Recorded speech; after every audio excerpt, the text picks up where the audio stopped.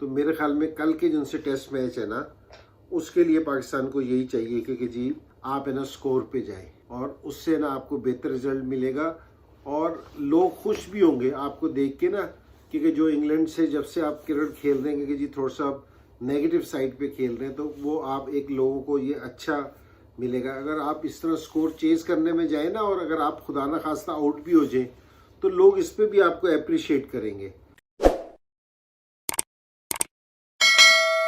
बिस्मिल्लाहिर्रहमानिर्रहीम। Test match जिस सूरत हाल में जा रहा है तो वो बताने की ज़रूरत नहीं है कि जी कहाँ जा रहा है। और मैं सिर्फ एक चीज़ इस टेस्ट मैच में ज़रूर कहने की कोशिश करूँगा कि कल बाबर आजम को अपनी टीम से ये वाली बात करनी चाहिए कि जी हमें स्कोर चेस करने पे जाना चाहिए, क्योंकि जी हमें थोड़ी सी डिफरेंट क्रिकेट खेलनी चाहिए।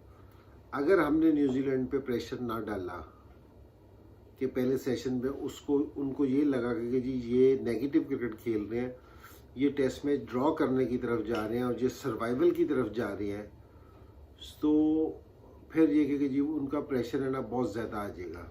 अब बिल्कुल सिंपल सी चीज़ है कि जिस टाइम अगर एक बैट्समैन स्कोर नहीं कर रहा आपको पता चल जाए, तो बॉलर्स की क्या प्लानिंग होगी कि वो उसको हर बॉल पे आउट करने की कोशिश करेगा, क्योंकि उस पर स्कोर का प्रेशर ही नहीं है। और जिस टाइम बॉलर के ऊपर स्कोर का प्रेशर पड़ता है तो फिर है ना वो स्कोर रोकने की प्लानिंग करता है, आउट करने की प्लानिंग नहीं करता। फिर वो कह रहे पहले स्कोर रोको, स्कोर जिस टाइम रोको तो फिर आउट करने की प्लान करूंगा।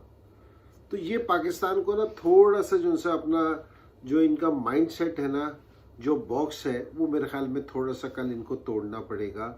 कल आके थोड़ी सी इनको पॉजिटिव क्रिकेट खेलनी पड़ेगी। और कोई ऐसी चीज़ नहीं है कि जो आप पॉजिटिव क्रिकेट नहीं खेल सकते। पिछले मैच में जिस टाइम ये अपना सरफराज आया था या शान मसूद खेलना शुरू किया था तो वो पॉजिटिव क्रिकेट खेल रहे थे।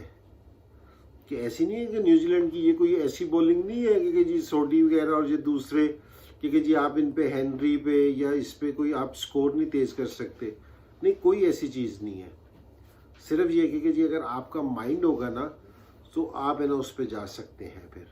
और कल पाकिस्तान ने चलो एक आउट हो गया, अब्दुल्ला शफीक के आउट हो गया, लेकिन पाकिस्तान ने 7 नंबर तक बैटिंग खिलाई है। 7 नंबर बैटिंग खिलाने का मकसद ही होता है कि जिसमें आप खेलते ना कि जी 5 बॉलर और 5 बैट्समैन से खेल रहे होते हो, 5-5 से खेल रहे होते हो, तो उस टाइम ये होता है कि जी आप अपनी बॉलिंग से अटैक करेंगे। जिस टाइम आप 7-4 से खेल रहे होते हो ना, ठीक है जी, 7 प्योर बैट्समैन आप खिलाते हो, इसका मतलब ये है कि जी हम अपनी बैटिंग से लंबा स्कोर टांगेंगे। अगर हमें चेज भी करना पड़ा तो हम लंबा स्कोर चेज करेंगे। तो कल का ये वाला दिन ऐसा है, पिच में कोई ऐसी खास चीज़ नहीं है कि जी कोई वेयर एंड टेयर नहीं है कि परफेक्ट कराची ट्रैक है कि जी 5वें दिन भी बॉल बल्ले पे आ रहा है और आप है ना अपने स्ट्रोक्स खेल सकते हैं। न्यूजीलैंड वालों ने आज खेलने हैं, तो मेरे ख्याल में कल के जिनसे टेस्ट मैच है ना, उसके लिए पाकिस्तान को यही चाहिए कि जी आप है ना स्कोर पे जाएं और उससे ना आपको बेहतर रिजल्ट मिलेगा और लोग खुश भी होंगे आपको देख के ना, क्योंकि जो इंग्लैंड से जब से आप क्रिकेट खेल रहे हैं कि जी थोड़ा सा नेगेटिव साइड पे खेल रहे हैं, तो वो आप एक लोगों को ये अच्छा मिलेगा। अगर आप इस तरह स्कोर चेज करने में जाए ना और अगर आप खुदा ना खास्ता आउट भी हो जाए तो लोग इस पे भी आपको अप्रिशिएट करेंगे कि जी आपने ना ठीक है कि जी पॉजिटिव क्रिकेट खेल लिया, एटलीस्ट आप चेज करने के लिए गए। तो ये एक ज़रा बड़ी ज़रूरी चीज़ है। तो और बाकी ये है कि जी आज इन्होंने अपनी शाहिद ने टीम अनाउंस की है वनडे की, 16 लोगों को अनाउंस किया है और हारिस सोहेल की एंट्री हुई है जी बीच में, कामरान गुलाम आए हैं बीच में। तो ठीक है, हर एक जो सिलेक्टर होते हैं उनकी अपनी एक है ना सोच होती है कि जी वो अपनी उस सोच के हिसाब से अपनी सिलेक्शन करते हैं। तो अल्लाह करेगी कि जी पॉजिटिव रिजल्ट्स आए। लेकिन मैं थोड़ी सी एक चीज़ ज़रूर करूँगा और मुझे उम्मीद भी है कि जी ख़बरें सुन रहे हैं कि जी, और उम्मीद है कि ये सारी ख़बरें गलत होंगी कि शाहिद या बाबर के बीच में इस तरह की कोई चीज़ हो।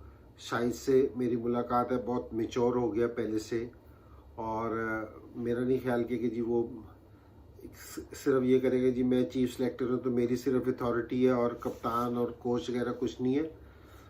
तो और बाबर भी, सकलैन भी, ये सारे बड़े समझदार लोग हैं और मेरे ख्याल में इन तीन को बैठ के ना टीम मशवरे से टीम बनानी चाहिए कि जी जिससे इनको फ़ायदा होगा और ये इसी तरह ही बनी होगी टीम। लेकिन फिर भी हर एक सिलेक्शन कमेटी का एक अपना आइडिया होता है कि जी वो किस तरह की क्रिकेट खेलना चाहते हैं, किस तरह की क्रिकेट देखना चाहते हैं। तो ज़रूर करना चाहिए, एक्सपेरिमेंट ज़रूर होने चाहिए, लेकिन मिल के होने चाहिए। और मैं एक बात आपको बताऊं कि जी जिनको भी आप सेलेक्ट करो ये सारे लड़के अच्छे हैं, कोई भी इसमें ऐसा नहीं है कि कोई लड़का बुरा हो, कि ये सारे अपने नेशनल लेवल पे इन्होंने अच्छी परफॉर्मेंस दे रखी है और पाकिस्तान के लेवल तक आए हैं, तो ये अच्छे ही हैं, बुरे नहीं हैं। लेकिन सिर्फ मेरी सारों से ये एक है कि जिस टाइम आप किसी को मौका देते हैं ना, तो फिर उसको ना प्रॉपर मौका दें, उसको कॉन्फिडेंस दे के मौका दें। ये नहीं है कि जी एक दो इनिंग्स में या आप बार बार टीम चेंज कर रहे हो कि जी अब ये नहीं, अब ये इस तरह हो जाएगा।